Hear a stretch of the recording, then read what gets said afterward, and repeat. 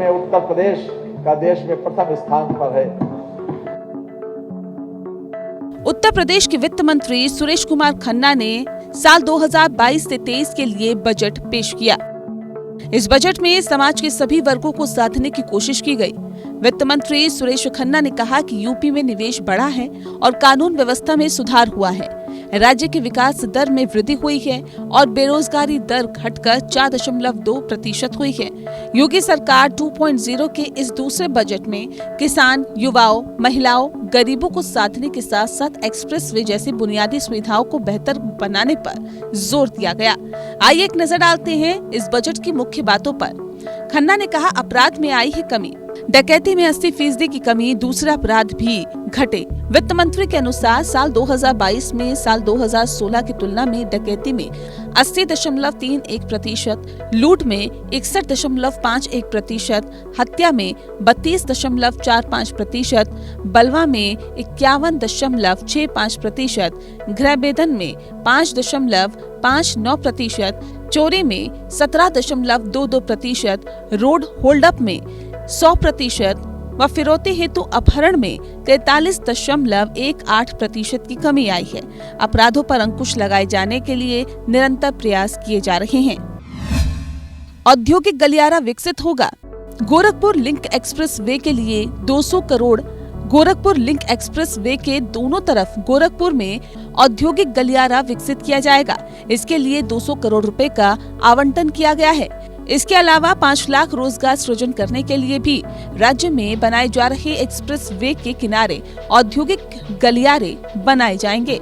इसके तहत Purvanchal express way और बुंदेलखंड एक्सप्रेस वे के किनारे 6 स्थानों पर औद्योगिक निर्माण संकुल बनाने का फैसला किया गया। स्वास्थ्य व्यवस्था पर फोकस। हर जिले में खुलेंगे मेडिकल कॉलेज। वित्त मंत्री ने बजट भाषण में स्वास्थ्य व्यवस्था के लिए 12,650 करोड़ रुपए खर्च करने का ऐलान किया है। सरकार ने हर जिले में मेडिकल कॉलेज खोलने का भी लक्ष्य तय किया है। 14 नए मेडिकल कॉलेज के लिए 2,191 करोड़ रुपए का आवंटन किया गया। स्टार्टअप को बढ़ावा देने की अपील।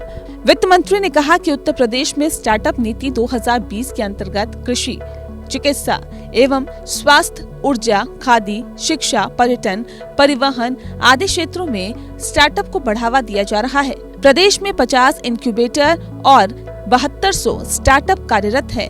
इंक्यूबेटर्स को बढ़ावा देने और स्टार्टअप के लिए सीड फंड के लिए 100 करोड़ रुपए की व्यवस्था की गई है। एक्सप्रेस वे के लिए 235 करोड़ रुपए। वित्त मंत्री सुरेश खन्ना ने Jhansi Chitrakoot link express way के लिए 235 करोड़ रुपए का आवंटन किया है। इसके अलावा कपड़ा क्षेत्र में 31,000 युवाओं को रोजगार देने का लक्ष्य भी रखा गया है। कन्या सुमंगला योजना के लिए बजट। वित्त मंत्री ने कहा कि मुख्यमंत्री कन्या सुमंगला योजना के तहत प्रति लाभार्थी को 15,000 रुपए तक की धनराशि दी जा रही है। वित्तीय वर्ष 2023 से 24 के लिए 1,050 करोड़ रुपए की व्यवस्था प्रस्तावित है। युवा अधिवक्ताओं के लिए आर्थिक सहायता। युवा अधिवक्ताओं को कार्य के शुरुआती 3 वर्षों तक किताबों को खरीदने के लिए आर्थिक सहायता प्रदान किए जाने के लिए 10 करोड़ रुपए, साथ ही युवा अधिवक्ताओं के लिए कॉपर्स फंड हेतु 5 करोड़ रुपए की व्यवस्था प्रस्तावित है। गन्ना किसानों को रिकॉर्ड भुगतान। वित्त मंत्री ने कहा कि हमारी सरकार के जरिए प्रदेश के लगभग 46,22,000 गन्ना किसानों को वर्ष 2017 से अब तक 1,96,000 करोड़ रुपए से ज्यादा का रिकॉर्ड गन्ना मूल्य भुगतान कराया गया, जो वर्ष 2012 से 2017 की अवधि में किए गए कुल गन्ना मूल्य भुगतान 95,125 करोड़ रुपए से 86,728 करोड़ रुपए अधिक है। विवाह योजना के लिए 600 करोड़ रुपए। योगी सरकार की तरफ से बजट पेश करते हुए कन्या सुमंगला योजना के लिए 1,050 करोड़ रुपए का बजट, विवाह योजना के लिए 600 करोड़ रुपए, विधवाओं के लिए 4,032 करोड़ रुपए स्वीकृत किए गए हैं। साथ ही 3 महिला PSC बटालियन भी बनेगी। सीएम योगी आदित्यनाथ ने प्रेस कॉन्फ्रेंस कर कहा कि विधानसभा चुनाव से पहले हमने घोषणा पत्र में जो वादे किए थे 130 वादे हमने किए थे। आज के बजट में 110 वादों को शामिल किया गया है। यह हमारे वादे पूरे करने की प्रतिबद्धता को दिखाता है। उन्होंने कहा कि प्रदेश में हमने कर चोरी को रोका, वित्तीय प्रबंधन पर कार्य किया। आज पिछली सरकारों की तुलना में अधिक राजस्व कर मिलने लगा है। मुझे बताते हुए प्रसन्नता है कि पिछले 6 वर्षों के अंदर प्रदेश ने जो बजट अपना प्रस्तुत किया है, आज जो बजट प्रस्तुत हुआ है 6,90,000 करोड़ रुपए से अधिक का बजट प्रस्तुत हुआ है। आप 16-17 में जो बजट प्रस्तुत हुआ था प्रदेश के अंदर, वह 3,40,000 करोड़ रुपए का था। आप देखेंगे पिछले 6 वर्ष के अंदर दुगने से अधिक की वृद्धि प्रदेश के बजट के लिए हुई है। इस दौरान प्रदेश की प्रति व्यक्ति आय दुगनी हुई है, दुगने से अधिक हुई है। प्रदेश की जीडीपी में बढ़ोतरी हुई, दुगने से अधिक की बढ़ोतरी हुई है। और इस दौरान हम लोगों ने प्रदेश के अंदर यह जो बजट के दायरों को बढ़ाया गया है, यह उत्तर प्रदेश के अनुरूप है। यह डबल इंजन सरकार की अर्थव्यवस्था को विस्तार देने की प्रतिबद्धता को भी दर्शाता है। 2022 के विधानसभा चुनाव के पहले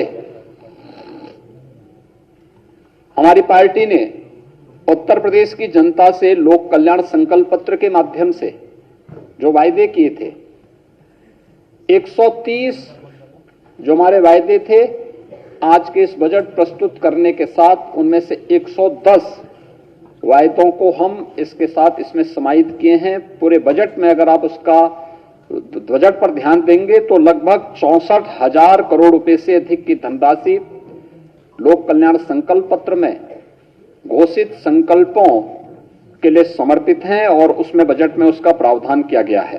अखिलेश यादव ने कहा कि ये दिशाहीन बजट है। मुख्यमंत्री बताए, जब 1 ट्रिलियन इकोनॉमी की बात कर रहे हैं, यूपी का ग्रोथ रेट क्या होगा? आज की ग्रोथ रेट है, उससे कब 1 ट्रिलियन इकोनॉमी कब बन पाएगी? केवल शब्द बोल देने से क्या होगा? जब दिल्ली में सरकार ने बजट में कटौती की तो यहाँ भी सरकार कर रही है। उन्होंने कहा कि यूपी की मंडी की स्थिति क्या है, ये सभी को पता है। ये 7वां बजट है। जिस पार्टी की सरकार को 6 साल काम करने का मौका मिला हो, दिल्ली की सरकार उनकी हो, और जब 7वां बजट हम देखते हैं तो ये बजट दिशाहीन बजट दिखाई देता है। और आज के जो समस्या हैं, ना आज की समस्याओं का समाधान और न भविष्य के किसी फैसले को आगे ले जाने का कोई रास्ता दिखता है।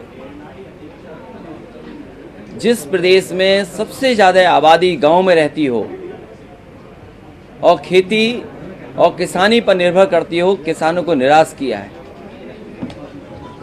जहां नौजवान उम्मीद लगा करके लगातार इस बैठे कि रोजगार नौकरी का कुछ रास्ते खुलेंगे, नौजवानों को निराश किया है, महिलाओं को निराश किया है इस बजट ने।